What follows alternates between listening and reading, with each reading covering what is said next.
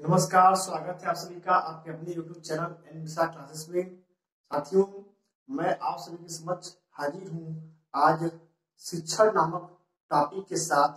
तो आज यह वीडियो बहुत ही इंटरेस्टिंग है, क्योंकि यह जो बीएड हम कर रहे हैं या डीएलएड कर रहे हैं, तो यह पढ़ाने के लिए कर रहे हैं। तो पढ़ाने का अगर सही ढंग से अर्थ देखा जाए तो शिक्षण ही होता है, शिक्षण कार्य ही होता है पढ़ाना। तो उसी का आज हम बारे में जानेंगे कि शिक्षण क्या है, शिक्षण की विशेषताएं क्या है, शिक्षण का अर्थ क्या है, शिक्षण कितने प्रकार का होता है। ठीक है, तो इन सभी की चर्चा आज हम इस वीडियो में करेंगे। तो वीडियो शुरू करने से पहले आप सभी से निवेदन है कि अगर आप चैनल में पहली बार आ रहे हैं तो बेल आइकन को प्रेस कर दीजिए, चैनल को सब्सक्राइब कर दीजिए और वीडियो अच्छा लगता हो तो बाकी साथियों को भी शेयर करते रहिए, जिससे कि वे भी लाभ उठाते रहें।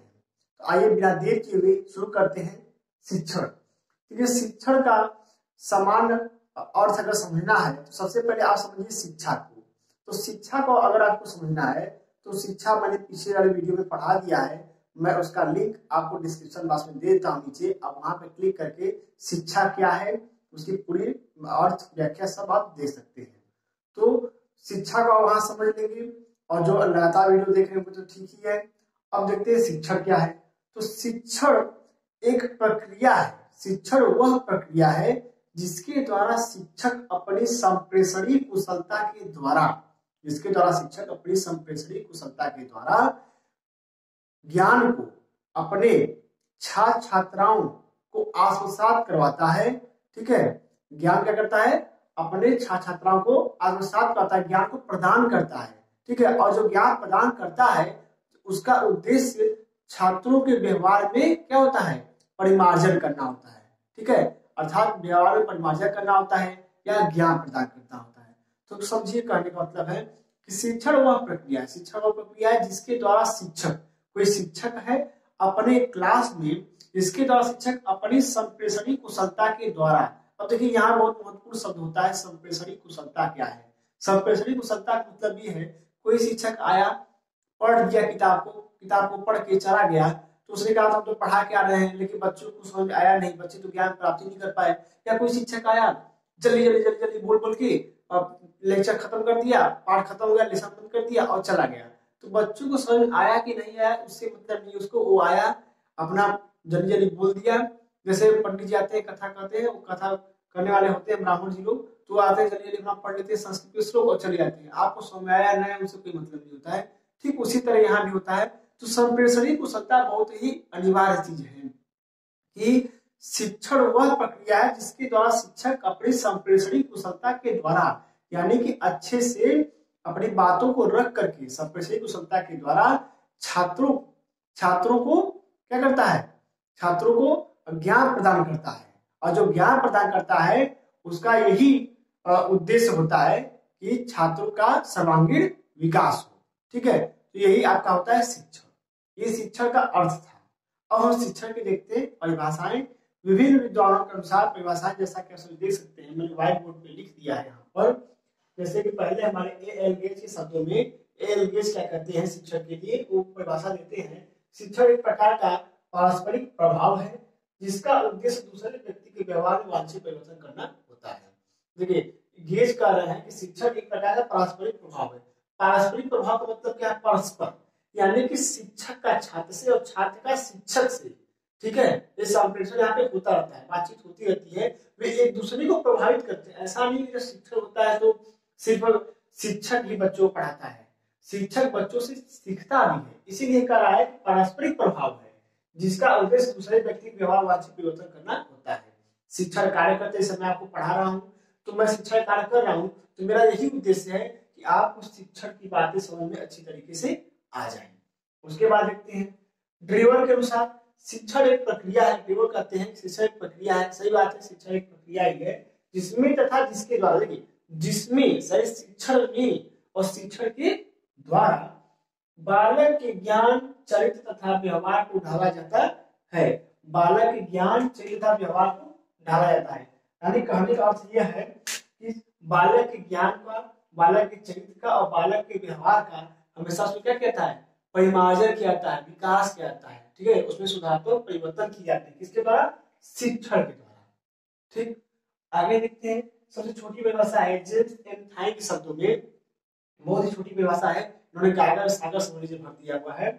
इन्होंने क्या कहा, समस्त शिक्षण का अर्थ सीखने में वृद्धि करना है। इन्होंने शिक्षण का अर्थ बताया कि जो शिक्षण कार्य होता है उसका यही अर्थ होता है कि बालक को हर चीज सिखाई जाए, एक एक ज्ञान का बोध कराया जाए। तो ये था आपका शिक्षण की परिभाषा। देखिए जितनी परिभाषाएं आप याद करेंगे, ठीक है, जितनी परिभाषाएं आप याद करेंगे उतना ही आपके लिए फायदेमंद होगा, क्योंकि परीक्षा में जो अंक मिलते हैं वह आपके कोटेशन लिखने पर ही मिलते हैं। इसीलिए आप विभिन्न विद्वानों के अनुसार परिभाषा याद करिए। ऐसा नहीं कि सिर्फ एक लोग का याद कर लिए और उसी को लिख रहे हैं, एक लोग का परीक्षा में लिख के आएंगे तो आपको अंक अच्छे नहीं मिलेंगे और आपको निराशा होने लगेगी। इसीलिए आगे से इस बात का ध्यान रखिएगा कि परिभाषाओं को आप याद कर लीजिएगा। इसी के साथ मैं अपनी एक घटना बता देना चाहता हूँ कि जब मैं स्नातक का छात्र था और मनोविज्ञान मेरा विषय था, तो मेरे एक मैम थी डॉक्टर सीता मिश्रा, वो पढ़ा रही थी। उन्होंने कहा बुद्धि के अनुसार ये है, बुद्धि के अनुसार यह है, और हम सभी फिजिक्स केमिस्ट्री मैथ वाले थे छात्र, तो कभी तो पढ़े नहीं थे मनोविज्ञान। तो उन्हें पूछा मैडम जी से कि मैम ये बताइए आप बता तो रही है बुद्धि के अनुसार यह, इनके अनुसार यह, इनके अनुसार यह है, तो परीक्षा में इनके अनुसार लिखेंगे कि बुद्धि किसके अनुसार लिखना है?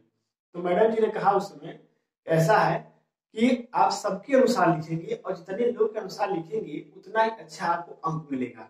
और ऐसा ही हुआ, हमने बहुत लोग के अनुसार लिखा, जो जो टॉपिक पूछा था और अच्छे अंक मिले थे साइकोलॉजी में। तो इसीलिए मैं आपको सलाह देता हूँ कि आप 2-3 लोग, ज्यादा कोटेशन में लिखता भी नहीं हूँ, 3 कोटेशन लिखा है तो आप 3 लोग परिभाषाएं जरूर याद कर लीजिएगा। अब आगे आते हैं हम शिक्षण के प्रकार।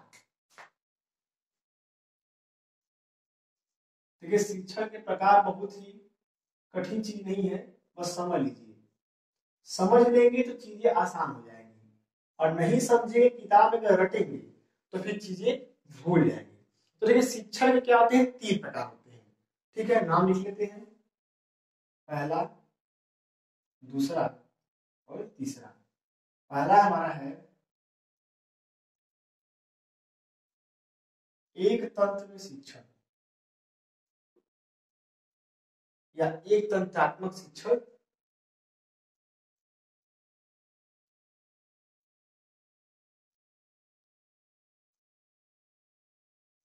एक तंत्रात्मक शिक्षण। दूसरा हमारा है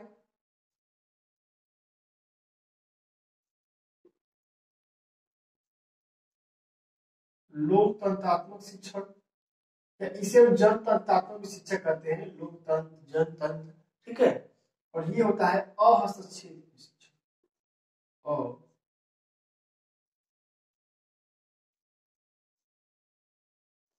अहस्तक्षेप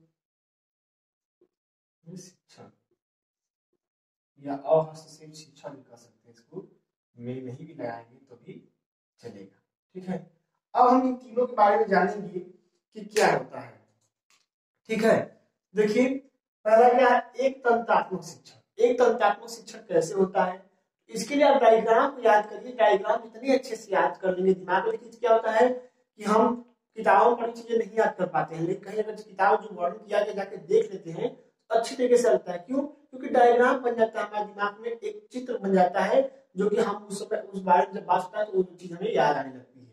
इसीलिए मैं आपको चित्र के माध्यम से बता रहा हूँ। और इसी के साथ एक और अच्छी सलाह देना चाहता हूँ आप सभी को कि परीक्षा में जब जाइए कापी आपको बहुत मोटी मिलेगी, भरने में समय लगेगा, इसीलिए आप परीक्षा में डायग्राम बना बना के लिखेंगे तो आपको अच्छे अंक मिलेंगे। और जो एग्जामिनर होगा उसको समझने में आसानी भी होगी। आपने क्या बताया है, तो देखिए एक तंत्र में शिक्षक का चित्र कैसे बनेगा, चित्र के द्वारा समझाता आपको। यहाँ है शिक्षक,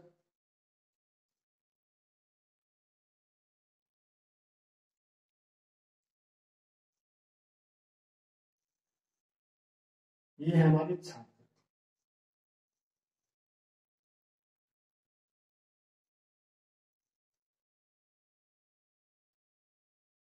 ठीक है।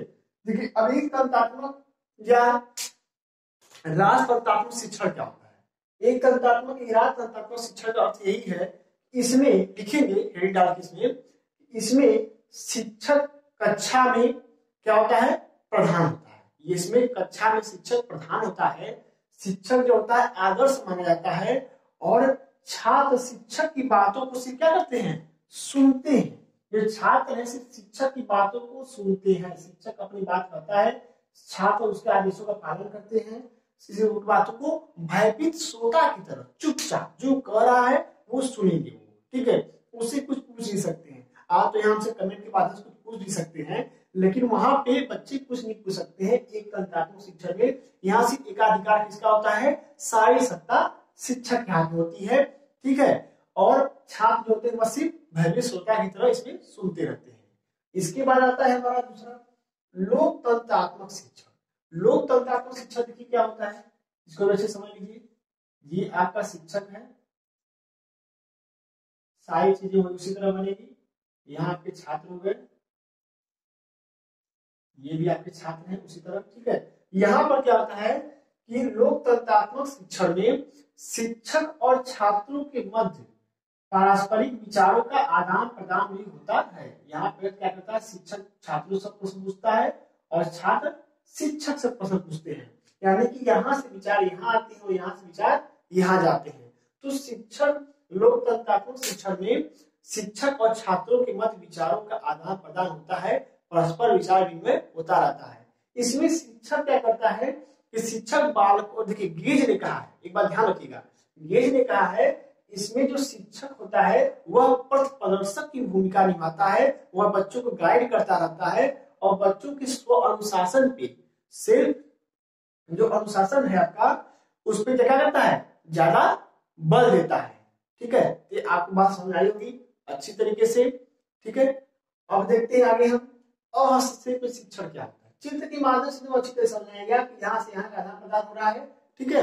अब देखिए अहस्तक्षेप शासन में शिक्षण क्या होता है।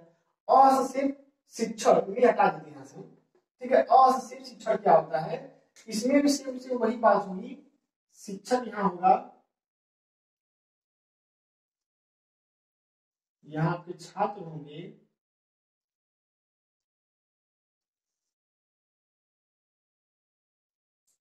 यहाँ भी छात्र हैं, ठीक है। शिक्षक छात्र हैं, तो ये क्या करेंगे, शिक्षक जो होगा वह छात्रों से क्रिया करेगा और छात्र शिक्षक से पारस्परिक प्रश्न करेंगे। तो ये तो कहेंगे कि यही वाली बात हो गई, लोकतंत्रात्मक शिक्षा की बात होगी। इसमें कुछ अलग कहां से हुआ, इसमें अलग होता है, इसमें कहा होता है अलग होता है, क्या अलग होता है, इसमें छात्र आपस में भी क्रिया करते हैं, इसमें छात्र आपस में भी क्रिया करते हैं, इसीलिए इसे कहते हैं अहस्तक्षेप शिक्षण। इसमें अहस्तक्षेप का मतलब समझ रहे हैं, कोई हस्तक्षेप ही ना हो, क्या हो, कोई हस्तक्षेप इसमें ना हो, उसे कहते हैं अहस्तक्षेप शिक्षण। तो इसमें क्या होता है, शिक्षक एक फैसिलिटेटर होता है, एक सुविधा प्रदाता होता है। वो जैसे विदेशों में शिक्षण होता है, वहां पे टीचर आए और लेक्चर दिए, आपको समझ आया नहीं हुआ उसे कोई मतलब नहीं है, अपना आए पढ़ाए और गए। अब छात्र आपस में बातचीत करके वार्तालाप विधि द्वारा, ठीक है, जो भी प्रोजेक्ट विधि अपने द्वारा आपस में बातचीत करके व्यवहार करके चीजों को समझते हैं, टॉपिक को समझने का प्रयास करते हैं। तो छात्र आपस में भी क्रिया करते हैं और छात्र शिक्षक से क्रिया करते हैं, शिक्षक भी छात्रों से क्रिया करता है, अहस्तक्षेप शिक्षण की। यह अधिकतर अभी भारत में प्रचलित विधि नहीं है, यह अधिकतर विदेशों में प्रचलित विधि है, ठीक है। तो ये आपके हो गए शिक्षा के प्रकार कितने, तीन, एक तंत्रात्मक, लोकतंत्रात्मक और हस्तक्षेप शिक्षण, ये शिक्षा के प्रकार हो गए। अब आगे देखते हैं शिक्षण की विशेषताएं। जैसा कि आप देख सकते हैं, हमने यहाँ पर लिखा हुआ है शिक्षण की विशेषताएं। तो शिक्षण क्या क्या विशेषताएं होती हैं, देख लीजिए। शिक्षण प्रगतिशील होता है, पहला क्या है, शिक्षण प्रगतिशील होता है। अब प्रगतिशील का मतलब क्या है, प्रगति का मतलब ये होता है कि हमेशा निरंतर उन्नति की ओर अग्रसर, ठीक है, हमेशा चलायमान। तो शिक्षण का होता है प्रगतिशील होता है। शिक्षण का ऐसा नहीं है कि मतलब हम 5 दिन से एक ही चीज पढ़ा रहे हैं आपको, जैसे मैं 5 वीडियो डाला, 5 वीडियो शिक्षण का ही लगा, और बाकी क्या है, तो शिक्षण विशेषता है, मैं यही चीज पढ़ा रहा हूँ। तो शिक्षण क्या है, रुका हुआ, शिक्षण का बाधित है, तो ऐसा नहीं होता शिक्षण। शिक्षण जो होता है ऐसा क्या होता है, निरंतर मोशन होता है, प्रगतिशील होता है। आगे देखिए, शिक्षण लोकतांत्रिक होना चाहिए।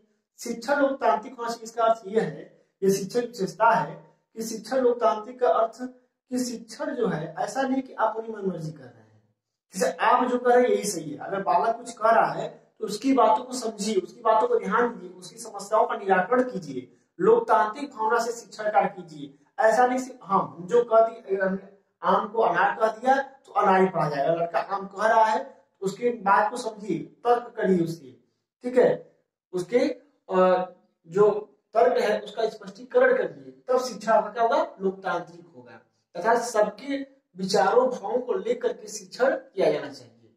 ठीक है, आगे देखते हैं, शिक्षण योजनाबद्ध रूप से क्रियान्वित होना चाहिए।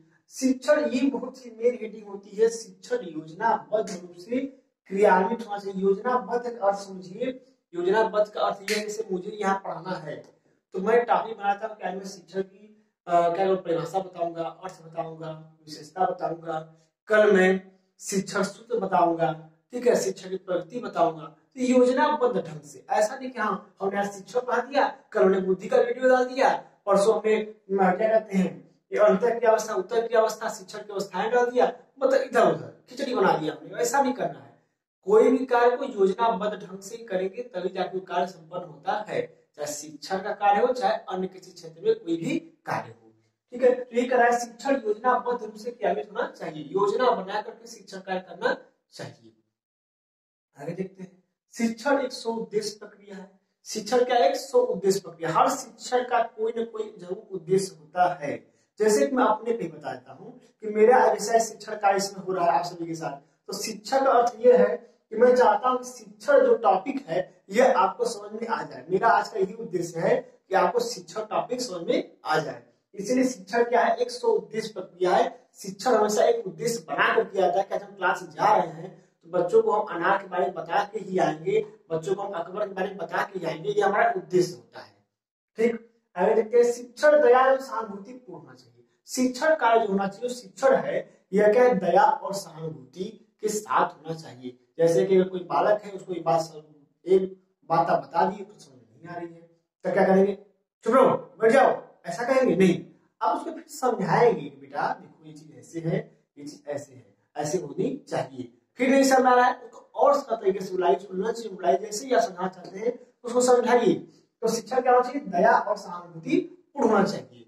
हमेशा हर बच्चों के साथ आगे सहानुभूति होगी। अगर कोई बालक लेट आता है तो उसका आप उसे कार्य पूछेंगे क्लास में, ऐसा नहीं उसे आप तो गेट आउट कर देंगे, ऐसा नहीं है। हमेशा क्या शिक्षण जो होता है हमेशा दया और सहानुभूति पूर्ण होता है, ये इसकी विशेषता है। आगे देखते हैं छठी विशेषता, शिक्षण में शाब्दिक व्यवहार प्रधानता होती है। देखिए शिक्षण जो है, जैसे घर बनता है तो बिना सीमेंट और बालू के घर नहीं बन सकता है, उसी तरह जो शिक्षण कार्य होता है वह बिना शब्दों के हो ही नहीं सकता। अगर मैं चुप हूं, चुपचाप मैं ऐसे करूं,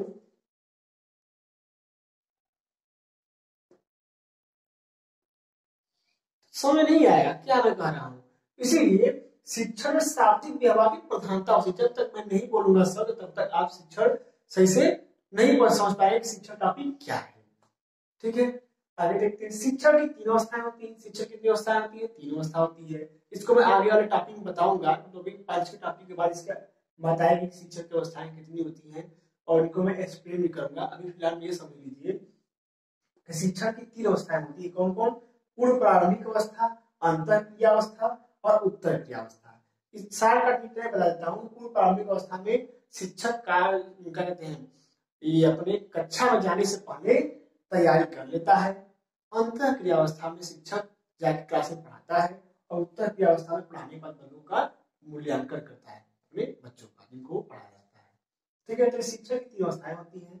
उसके बाद है आठवां विशेषता, शिक्षण के तीन स्तर होते हैं। यह आप बीएड में अगर बीएड कर चुके हैं, अगर आपको यही नहीं पता है शिक्षण कितने स्तर होते हैं तो आपका बीएड करना मेरे हिसाब से बिल्कुल ही बेकार है, क्योंकि बीएड थर्ड सेमेस्टर में आपका शिक्षण के तीनों स्तर पे ही पूरा बीएड थर्ड सेमेस्टर टिका हुआ है आपका। ठीक है, क्योंकि जितने भी लेसन प्लान बनेंगे आपके इन्हीं तीनों स्तरों पे ही बनेंगे। तो देखते हैं तीन स्तर कौन कौन से हैं। पहला है स्मृति स्तर, दूसरा है बोध स्तर और तीसरा है चिंतन स्तर। ठीक है, ये तीनों स्तर शिक्षण के बहुत ही मुख्य है, आप याद कर लीजिएगा, ये बहुत ही आपके मुख्य चीज है। तो इसी के साथ आपका यह आज शिक्षण का जो टॉपिक है यह समाप्त होता है। अब इस शिक्षण में कुछ और भी चीजें हैं जिनको कि मैं आपको अगले वीडियो बताऊंगा। ठीक है, तो इसलिए आज आप सभी से विदा लेता हूं। धन्यवाद।